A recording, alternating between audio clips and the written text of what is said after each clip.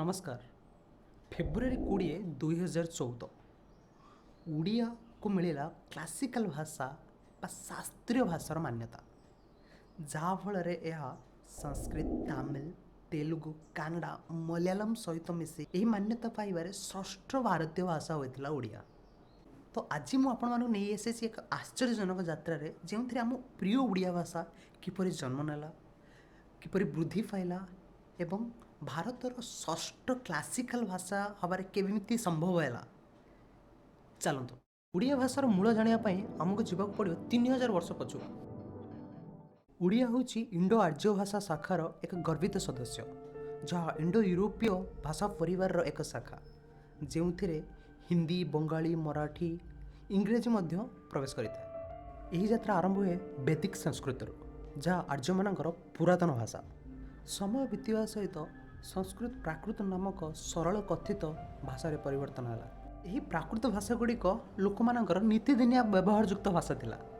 प्राकृत है पाली, जहाँ थिला बौद्ध धर्मींकर पवित्र भाषा, और तापर आसला अपभ्रंश, जो आधुनिक ओडिया, बंगाली, आसामीस भाषार जन्म है। ये बहुत लोग पचार चाहते ओडिया और बंगाली भाषा मध्य प्रथम भाषा कौटा।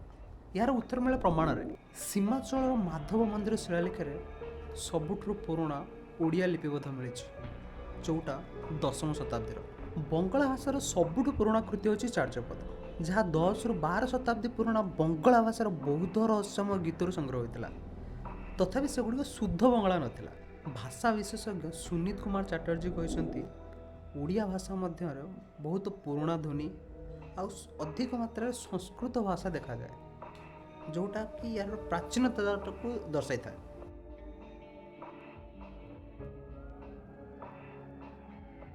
प्राकृत एवं पाली द्वारा ओडिया भाषा गभीर भाव में गढ़ी उठिला, जहाँ साधारण लोक आ बौद्ध साधु मानकर व्यवहृत संस्कृतर सरल कथित भाषा थिला। पाली बौद्ध धर्मर पवित्र भाषा। समस्त जानती राजा अशोक चंडाशोकरू धर्माशोक होई बौद्ध धर्म ग्रहण करथिले। यार प्रभाव जोगु कलिंगर लोकप्रियता होइथिला पाली। आ या जोगु ओडिया शब्दकोश बौद्ध शब्दर प्रवेश होता। प्राकृत प्राकृत थिला लोकमानंकर प्रतिदिनर भाषा, जहाँ सारा भारत में आंचलिक रूप से विकसित होता। मगधी प्राकृत पूर्व भारत में विशेष प्रभावशाली थिला। आज ओडिया मिलुथिबा मन, धाम एवं लोक भली शब्दगुड़िक यह प्रारंभिक भाषागुड़िक आसीछि। अनेक ओडिया क्रिया एवं विशेषर गठन मध्य प्राकृत व्याकरण को प्रतिफलित करिଥାଏ। अपभ्रंश अपभ्रंश होउछि ओडिया और प्राकृत मध्य एक सेतु, जहाँ आम ब्रिज भी कहीपर। यह लोकों प्राकृतिक दैनंदिन कथबार्तार आकार देवार साहाय्य कला एवं धीरे धीरे आज आम कहूथुबा ओडिया भाषार विकसित कला। देखा गले वैदिक संस्कृत 1500 ख्रीष्टपूर्व, प्राकृत 500 ख्रीष्टपूर्व किंबा ता पूर्वरु, पाली ख्रीष्टपूर्व 3य शताब्दी और अपभ्रंश ख्रीष्टपूर्व 500 ରୁ 1200 ख्रीष्टपूर्व बेलू आसी जाइथिला।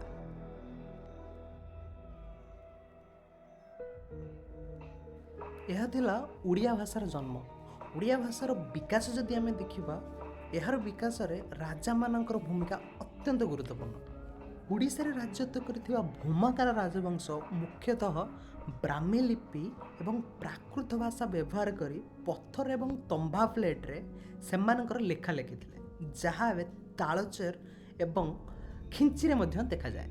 सोमवंशी बा केशरी राजवंश ओडिशा रे किछि अंश रे शासन करी प्रथम थर राजशासन रे ओडिया प्रकाश करथिले।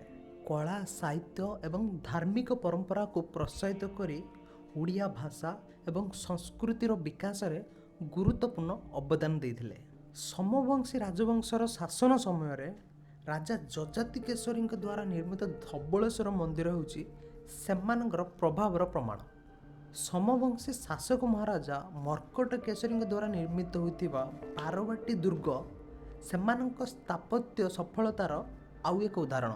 पूर्वगंग राजवंश ओडिया भाषा को राज्यर सरकारी भाषा भाव में ग्रहण करथिले। यार राज्य ओडिशा अंचल को घेरी रहितला। ଏବଂ ରାଜକୀୟ ଓ ପ୍ରଶାସନିକ ପ୍ରସଙ୍ଗରେ ଏହାର ବ୍ୟବହାରକୁ ପ୍ରୋତ୍ସାହିତ କରୁଥିଲେ।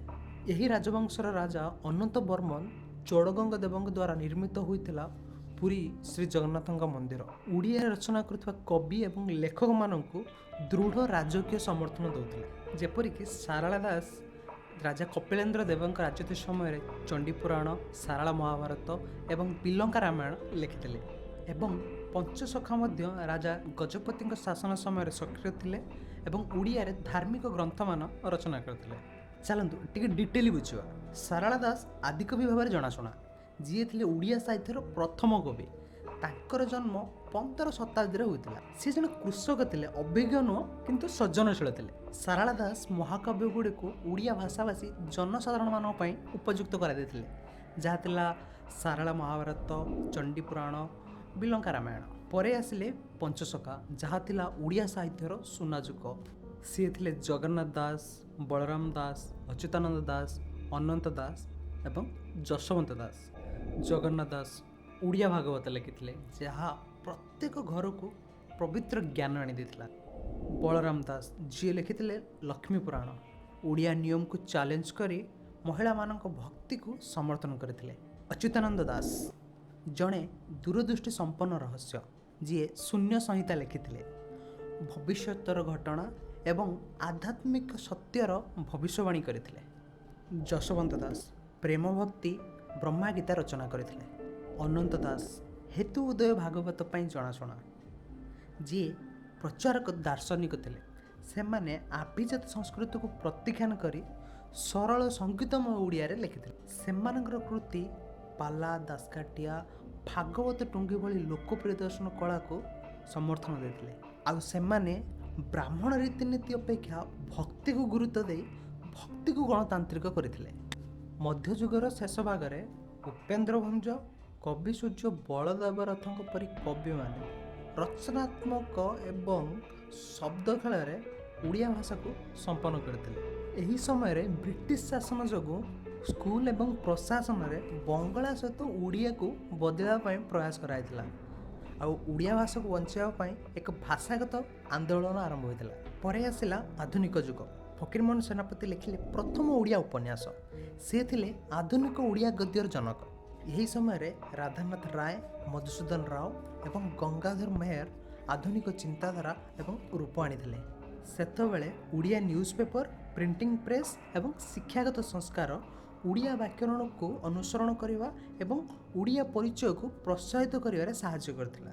1936 ମସିହାରେ ଭାରତରେ ପ୍ରଥମ ଥର ପାଇଁ ଓଡ଼ିଆ ଭାଷା ଭିତ୍ତିରେ ଏକ ପୃଥକ ପ୍ରଦେଶ ହୋଇଥିଲା ଏବଂ ଶେଷରେ 2014 ମସିହାରେ ଓଡ଼ିଆ ଭାଷାକୁ ଶାସ୍ତ୍ରୀୟ ଭାଷା ଭାବରେ ଘୋଷଣା କରାଗଲା ଏବଂ ଏହି ସମ୍ମାନ ପାଇବାରେ ଷଷ୍ଠ ଭାଷା ହୋଇଥିଲା ଓଡ଼ିଆ। ମନ୍ଦିର, ଦେବାଳୟ, ଶିଳା ଉପରେ ଲେଖା, ଭକ୍ତିଗୀତ, ଉପନ୍ୟାସ ଓ ଖବରକାଗଜ ଓଡ଼ିଆ ଏକ ଦୀର୍ଘ ଏବଂ ଗର୍ବିତ ଯାତ୍ରା କରିଛି। ଏହା ଏକ ଭାଷା ନୁହେଁ, ଏହା ଏକ ଐତିହ୍ୟ, ଏକ ସଂସ୍କୃତି ଏବଂ ଓଡ଼ିଆଙ୍କର ଜୀବନ ଚିହ୍ନ। ଯଦି ଆପଣଙ୍କୁ ଏ କାହାଣୀ ପସନ୍ଦ ଆସିଛି, କମେଣ୍ଟ ଆଉ ଲାଇକ୍ କରନ୍ତୁ ଏବଂ ଯଦି କିଛି ତ୍ରୁଟି ରହିଯାଇଛି ତ କମେଣ୍ଟ ସେକ୍ସନରେ ନିହାତି ଜଣାନ୍ତୁ।